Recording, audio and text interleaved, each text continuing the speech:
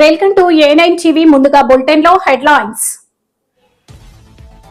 గాజువాకలో దక్షిణ Visakha printers association ఆధ్వర్యంలో భారీ ర్యాలీ. అర్హులైన పేదలందరికీ తక్షణమే ఇల్లు మంజూరు చేయాలని డిమాండ్. విశాఖ నగరాన్ని పర్యాటకంగా అభివృద్ధి చేయాలని అసెంబ్లీ చర్చించిన ఎమ్మెల్యే వంశీకృష్ణ. నెయ్యిలో రసాయనాలు కలవలేదని వైసీపీ అబద్ధాలు. అపవిత్రంపై అసెంబ్లీ వేదికగా చర్చించాల్సి రావడం బాధాకరం. రాష్ట్ర దేవాదాయ శాఖ మంత్రి ఆనం. గత వైసీపీ పాలనలో ఎన్నో విధ్వంసాలు. పలాస ఎమ్మెల్యే గౌతు శిరీష. భీమిలి నియోజకవర్గంలో రాబోయే ఏ ఎన్నికల్లోనైనా వైఎస్ఆర్ కాంగ్రెస్ పార్టీ ఘన విజయం సాధించి జెండా ఎగరవేయడం ఖాయం. అంబటి రాంబాబుకు ధర్మన కృష్ణదాస్ పరామర్శ.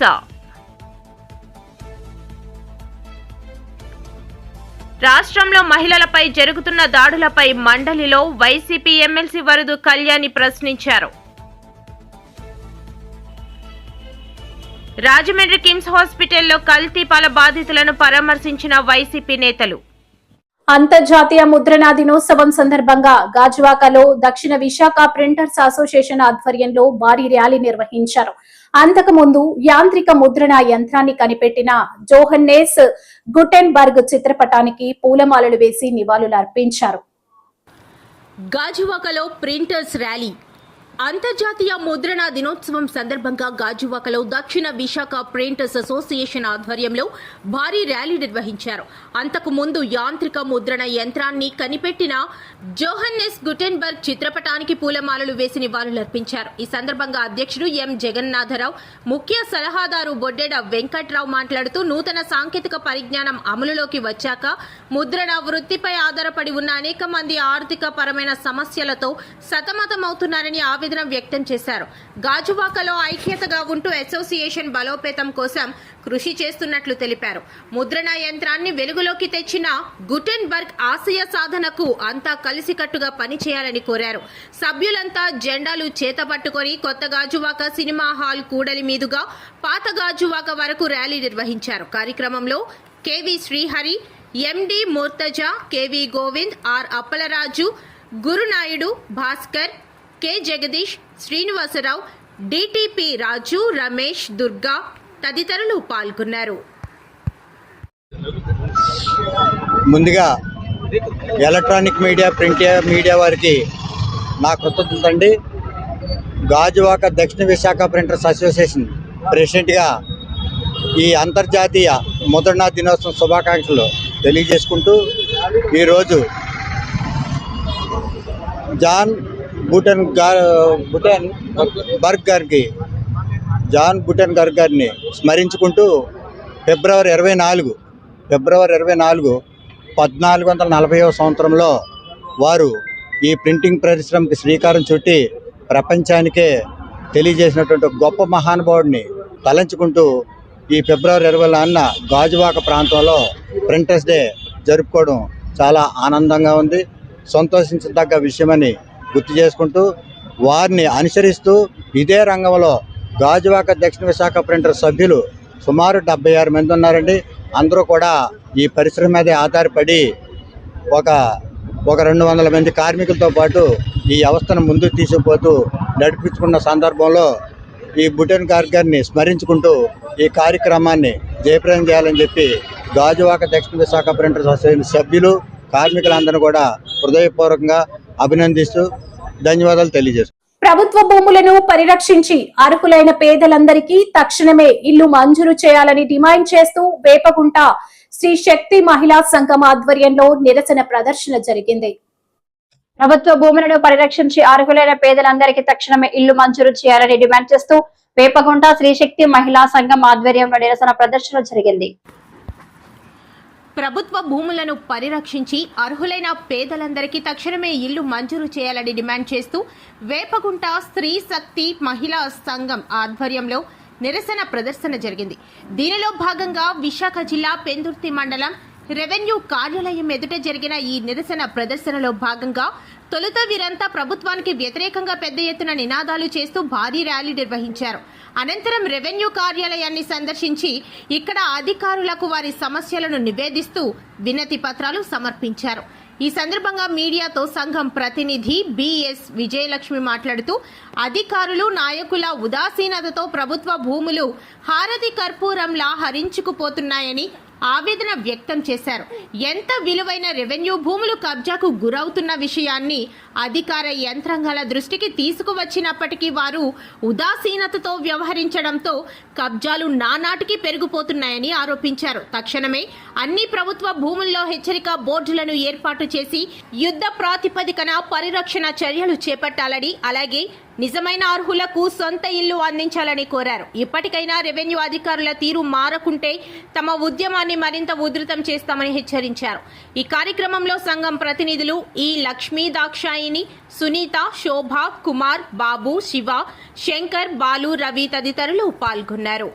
మహిళా సంఘం మేము 15 సంవత్సరాల నుంచి మా సంతోష్ నగర్ వేపగుంట పరిధిలో ఉన్నటువంటి చీమలపల్లి భూముల్ని, ప్రభుత్వ భూముల్ని, దేవస్థానం భూముల్ని కబ్జాదారుల నుండి 15 సంవత్సరాల నుంచి దాడులకు గురయ్యి రాజకీయ నాయకులను ఎదుర్కొని ఆ భూములు కాపాడుకుంటూ వస్తున్న క్రమంలో ప్రభుత్వం మాకు అర్హతను బట్టి మా పేద బడుగు బలహీన వర్గాలకి చెందినటువంటి వాళ్ళని ఇళ్ల పనులు, కూలీ పనులు చేసుకున్నటువంటి పేద మహిళలవి మమ్మల్ని గుర్తించి మాకు అర్హతను బట్టి మాకు మేమేమే భూములు అయితే కాపాడామో ఆ భూముల్లో మాకు నివాస హక్కుని కల్పిస్తారు, స్కీమ్ ద్వారా మాకు ఇల్లులు కట్టించి మాకు ఇస్తారు అని చెప్పి ఆశతో మేము ఎదురు చూస్తున్నామండి. ఎన్ని ప్రభుత్వాలు మారినా మా బ్రతుకులు, మా తలరాతలు మారలేదు. కాబట్టి ఇప్పుడు చెప్తున్నాము, ఎవరెవరు వచ్చి ఎక్కడెక్కడి నుంచి వచ్చి అర్హత ఇల్లులు ఉన్న వాళ్ళు కూడా, అర్హత లేని వాళ్ళు కూడా వచ్చి కబ్జాలు చేస్తున్నారు. అది రాజకీయ నాయకులు అండ లేదా మన రెవెన్యూ డిపార్ట్మెంట్ కూడా చూసి చూడనట్టు చాప కింద నీరులాగా వ్యవహారాన్ని చూస్తున్నారు. ఇది మేము ఖండిస్తున్నామండి. మీరు ప్రభుత్వం తక్షణమే స్పందించి, రెవెన్యూ డిపార్ట్మెంట్ స్పందించి ఎక్కడెక్కడ ప్రభుత్వ భూములు ఉన్నాయో ఆ ప్రభుత్వ భూముల్లో తక్షణమే ప్రభుత్వ హెచ్చరిక బోర్డులు ఏర్పాటు చేసి అర్హులైనటువంటి మా పేద మహిళలకి, మా స్త్రీశక్తి మహిళా సంఘం సభ్యులకి, మా మహిళలకి, మా బడుగు బలహీన వర్గాల వారికి తక్షణమే నివాసం కల్పిస్తారని ప్రార్థిస్తూ మేము మొన్న 15 సంవత్సరాల నుంచి విశాఖ నగరాన్ని పర్యాటకంగా అభివృద్ధి చేయాలని అసెంబ్లీ సమావేశాల్లో చర్చించిన దక్షిణ నియోజకవర్గం ఎమ్మెల్యే శ్రీ వంశీ కృష్ణ శ్రీనివాస్ పర్యాటక రంగానికి పరిశ్రమ హోదా కల్పించినందుకు ముఖ్యమంత్రి, డిప్యూటీ సీఎం లోకేష్ కి ప్రత్యేక ధన్యవాదాలు. అధ్యక్ష, గత ప్రభుత్వం ఉన్నటువంటి ఒకే ఒక టూరిజం రిసార్ట్ కూడా ఎరగొట్టి ఆయన 30 సంవత్సరాల కళని నెరవేర్చుకోవడానికి ఒక ప్యాలెస్ కట్టారు అధ్యక్ష. అది కూడా లేదు అధ్యక్ష. అక్కడ ముఖ్యంగా విశాఖపట్నంలో ఇప్పుడే మంత్రి గారు చెప్పినట్టుగా ఎక్కువ పెట్టుబడులు పెట్టే వాళ్ళకి సబ్సిడీతో పాటు దాదాపుగా ఒక 10 వరకు ఒక మెగా ప్రాజెక్ట్ తీసుకొచ్చి, ఒక ఓబరాయ్ హోటల్స్ కావచ్చు, మేఫేర్ కావచ్చు, మెగ్లాన్ కావచ్చు, చాలా సంస్థలు వచ్చి ఆ ప్రాంతం అంతా అభివృద్ధి జరిగి యూత్ అంతా కూడా ఎంప్లాయ్మెంట్ వచ్చే అవకాశం ఉంది అధ్యక్ష. అయితే అధ్యక్ష, విశాఖపట్నంలో ముఖ్యంగా అరకు అనేది చాలా ఇంపార్టెంట్ కాబట్టి విశాఖపట్నం నుంచి అరకు వెళ్లే మార్గం మాత్రం కొంచెం చిన్నగా ఉంది అధ్యక్ష. దానికి కొంచెం పెద్దగా చేయాలని చెప్పేసి మీ ద్వారా కోరుకున్నాం అధ్యక్ష. ఇంకోటి రెండోది, అన్నిటికంటే మేజర్గా ప్రాబ్లం ఉంది అధ్యక్ష, సిఆర్జెడ్ జోన్ అనేది చాలా ఇంపార్టెంట్ అధ్యక్ష. ఎన్నార్ నుంచి భీముల వరకు ఉన్నటువంటి ప్రాంతంలో చాలా ఇబ్బందులు పడుతున్నారు అధ్యక్ష. చిన్న చిన్న వ్యాపారస్తులు కూడా వ్యాపారం చేసుకోలేకుండా చాలా మంది దళారులు అక్కడ చేరిపోయి కేసులు వేయడము అలాంటి చాలా ఇబ్బంది పడుతున్నారు అధ్యక్ష. దాన్ని జోన్ 3 నుంచి జోన్ 2కి తేవాలని చెప్పేసి మీ ద్వారా మంత్రి గారికి తెలియజేస్తున్నారు అధ్యక్ష. గతంలో కూడా చెప్పారు అధ్యక్ష, దాని మీద ఎటువంటి ఇంకా యాక్షన్ తీసుకోలేదు అధ్యక్ష. ఆ ప్రాంతంలో ఉన్న వ్యాపారస్తులు కూడా చాలా ఇబ్బంది పడుతున్నారు అధ్యక్ష. ఇకపోతే అధ్యక్ష, ముఖ్యంగా బీచ్ రోడ్లో ఆధునికంగా అంటే ప్రస్తుతం ఉన్నటువంటి పరిస్థితులకు అనుకూలంగా సదుపాయాలు లేకపోవడం వల్ల, అంటే విశాఖపట్నం సిటీ నుంచి భీముల వరకు ఎన్నో అవకాశం ఉన్నప్పటికీ కూడా ఎటువంటి మౌలిక సదుపాయాలు ఎక్కువగా లేకపోవడం వల్ల ఎక్కువ మంది టూరిస్టులు మనకు రావాల్సిన వాళ్ళందరూ కూడా అటు గోవా కావచ్చు, లేకపోతే వియత్నాం, లేకపోతే బ్యాంకాక్ వెళ్ళిపోతున్నారు అధ్యక్ష. దాని మీద ప్రత్యేకంగా నెయ్యిలో రసాయనాలు కలవలేదని వైసీపీ అబద్ధాలు చెబుతోందని, అందుకే తాము వివరణ ఇవ్వాల్సి వచ్చిందని డిప్యూటీ సీఎం పవన్ కళ్యాణ్ అన్నారు. కల్తీ నెయ్యిపై ఏపీ అసెంబ్లీలో లఘు చర్చ కొనసాగుతుంది. నెయ్యి కావాలంటే పాల నుంచే కాదు, రసాయనాల నుంచి తయారు చేయొచ్చని నిరూపించారని పవన్ అన్నారు. కల్తీ జరగలేదు ఇవన్నీ వాళ్ళు మాట్లాడుతుంటే దాని మీద చాలా కంప్లీట్ వివరణ ఇవ్వాల్సిన అవసరం ఉంది అనిపించింది అధ్యక్ష. ముఖ్యంగా గత ప్రభుత్వ పాలనలో ఉన్నప్పుడు ఎక్కడా కూడా దేవాలయాల మీద దాడులు జరిగినా ఇంకోటి జరిగినా ఎక్కడా కూడా మేము దోషుల్ని పట్టుకోండి అని చెప్తా వచ్చాం తప్ప ఎక్కడా కూడా మీరు చేయించారని కానీ మీరు ఉన్నారని కానీ ఎక్కడ ఎందుకంటే తక్కువ అలా కూర్చోబెట్టి ఎలా పడితే అలా మాట్లాడటానికి బాధ్యత ఉంటాం కాబట్టి అలా మాట్లాడలేము. అలాగే ఇది కూడా గౌరవ ముఖ్యమంత్రి గారు రోజు ఎన్డీఏ సభలో చెప్పినప్పుడు మాకు కూడా ఏమనిపించిందంటే దీన్ని ఎలాగా అడ్రస్ చేయాలో నాకైతే ఇంటికి వెళ్ళాక నాకు అర్థం కాలేదు. ఇలాగ యానిమల్ ఫ్యాక్ట్ కూడా కలిసి ఇది ఎన్డీడీబీలో వచ్చింది అని, నేషనల్ డైరీ డెవలప్మెంట్ బోర్డు దాంట్లో. సో ఇవన్నీ కూర్చోబెట్టి మాట్లాడుతున్నప్పుడు నేను తర్వాత మార్నింగ్ నేను ట్వీట్ చేశాను అధ్యక్ష. దాని మీద ఎందుకు ట్వీట్ చేయాల్సి వచ్చిందంటే వరుసగా నన్ను ట్యాగ్ చేస్తే చాలా మెసేజ్లు వస్తూ ఉన్నాయంట. నా ఆఫీస్ నుంచి అన్ని పంపించేటప్పటికి నేను చూసాను ఏం జరిగిందంటే మీరు ఎవరు మాట్లాడరేంటి, ఇలాంటి రిపోర్ట్ ఉన్నప్పుడు కూడా మీరు ఎవరు మాట్లాడరు ఏంటంటే, అప్పుడు నా ఉద్దేశం ఏముందంటే దిగి ఈ దేవాలయాలు జరిగే ఇలాంటివన్నీ ఇవన్నీ కూర్చోబెట్టి దీనికి ఒక రక్షణ ఒక సనాతన ధర్మ రక్షణ బోర్డు లాంటి ఉంటే బాగుంటుంది. ఎందుకంటే ఇలాంటి కూర్చోబెట్టి చాలా న్యూట్రల్గా చాలా ఆబ్జెక్టివ్గా చేయొచ్చు ఇవి అనే ఉద్దేశంతో నేను పెట్టాను అధ్యక్ష. నాకు గిల్ట్ ఎక్కడొచ్చిందంటే అరే ఇవన్నీ మనకి లాస్ట్ 2-3 years మా టెంపుల్ దగ్గర తిరుమలకి వెళ్ళినప్పుడు కూడా గౌరవ మంత్రివర్యులు మనోహర్ గారు మేము వెళ్ళినప్పుడు మా దృష్టికి చాలామంది తీసుకొచ్చారు అధ్యక్ష. మేమే 2-3 పర్యాలు మేమే మాట్లాడుకున్నాం. సో నాకు అవన్నీ తిరుమలలో శ్రీవారి భక్తులకు అందించే ప్రసాదం కల్తీ అపవిత్రంపై అసెంబ్లీ వేదికగా చర్చించాల్సి రావడం బాధాకరమని రాష్ట్ర దేవాదాయ శాఖ మంత్రి ఆనం రామనారాయణ రెడ్డి ఆవేదన వ్యక్తం చేశారు. మంగళవారం అసెంబ్లీలో తిరుమల లడ్డూ ప్రసాదం తయారీకి వినియోగించిన కల్తీ నెయ్యిపై చర్చ జరిగింది. ఈ చర్చను మంత్రి ఆనం ప్రారంభించారు. తిరుచానూరు ఆలయాల్లో భక్తులకు సమర్పించే శ్రీవారి లడ్డు మరియు ఇతర పవిత్ర ప్రసాదాల తయారీలో ప్రధాన పదార్థంగా ఉపయోగించబడుతుంది. మతపరమైన మనోభావాలు మరియు టీటీడీ చేపట్టే భారీ స్థాయి కొనుగోళ్ల కారణంగా ఈ అంశం గణనీయమైన ప్రజా ప్రాముఖ్యతని సంతరించుకుంది. అధ్యక్ష, ఫిర్యాదు మూలం, దీనికి సంబంధించినటువంటి ఎఫ్ఐఆర్ రిజిస్ట్రేషను, దీనికి Messrs AR dairy food private limited Dindigul మరియు ఇతర అనుబంధ సంస్థలు టీటీడీకి కల్తీ నెయ్యిని సరఫరా చేశాయని ఆరోపిస్తూ TTD procurement general manager Sri P Muralikrishna 25/9/24 సమర్పించిన లిఖితపూర్వక ఫిర్యాదుతో ఈ కేసు ప్రారంభమైంది అధ్యక్ష. ఆ ఫిర్యాదు ఆధారంగా తిరుపతి ఈస్ట్ పోలీస్ స్టేషన్లో ఆహార కల్తీ, మోసం, కుట్ర మరియు సంబంధిత నేరాలకు సంబంధించి భారతీయ న్యాయ సంహిత మరియు ఆహార భద్రత మరియు ప్రమాణాల చట్టం కింద ఎఫ్ఐఆర్ 470/2024గా నమోదైంది అధ్యక్ష. ప్రత్యేక విచారణ బృందం సిట్ ఏర్పాటు మరియు పునర్వ్యవస్థీకరణ ఆరోపణల తీవ్రతను మరియు ప్రజా విశ్వాసంపై దాని ప్రభావాన్ని పరిగణలోకి తీసుకొని ఆంధ్రప్రదేశ్ ప్రభుత్వం 26/9/24 నాటి జీఓఆర్టీ నంబర్ 1660 ద్వారా సీనియర్ అధికారులతో కూడిన ప్రత్యేక విచారణ బృందాన్ని ఏర్పాటు చేసింది అధ్యక్ష. తదనంతరం రిట్ పిటిషన్ నంబర్ 622/2024లో భారత గౌరవ సుప్రీంకోర్టు 4/10/2024 నాటి ఉత్తర్వుల మేరకు స్వతంత్ర మరియు సమగ్ర విచారణ. గత వైసీపీ పాలనలో ఎన్నో విధ్వంసాలు చూశామని ఏపీ పలాస ఎమ్మెల్యే గౌతు శిరీష తెలిపారు. ఏపీ బడ్జెట్ లో సమావేశంలో భాగంగా మంగళవారం తిరుమల శ్రీవారి లడ్డూ తయారీలో కల్తీ నెయ్యి వినియోగంపై చర్చ జరిగింది. ఈ సందర్భంగా ఎమ్మెల్యే మాట్లాడుతూ దేవాలయాలపై దాడులు జరిగాయని ప్రశ్నిస్తే కేసులు పెట్టారన్నారు. ఇది ఒక కుట్రే అధ్యక్ష. ఇక అధ్యక్ష 2018 తిరుమల తిరుపతి బోర్డు డైరెక్టర్స్గా నాన్నగారు కూడా ఆ రోజు ఉన్నారు అధ్యక్ష. అంటే ఈరోజు అది చెప్పాల్సిన అవసరం ఉంది అధ్యక్ష. ఆ రోజు నాన్నగారితో పాటు మన సోదరి మరియు ఇప్పుడు మనకి హోంమంత్రిగా ఉన్న అనిత గారికి కూడా అది ఇచ్చాం అధ్యక్ష. తను ఏదో ఒక ఇంటర్వ్యూలో నా హ్యాండ్ బ్యాగ్లో భగవద్గీతతో పాటు ఖురాను బైబిల్ కూడా ఉంటుందని ఒక మాటని తీసుకొని అప్పటి ప్రతిపక్షమైన వైసీపీ పార్టీ వాళ్ళు చేసిన రాద్ధాంతం మనందరికీ తెలిసిందే అధ్యక్ష.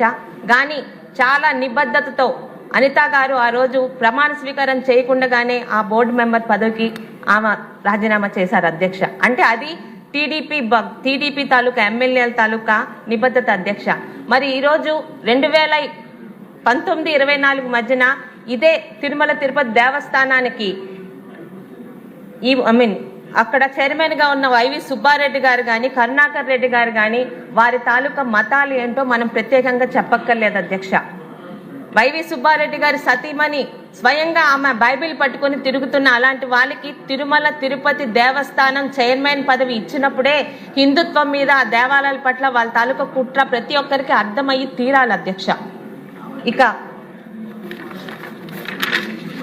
ఇక దేవాలయాలపై దాడులు పరాకాష్ట అధ్యక్ష.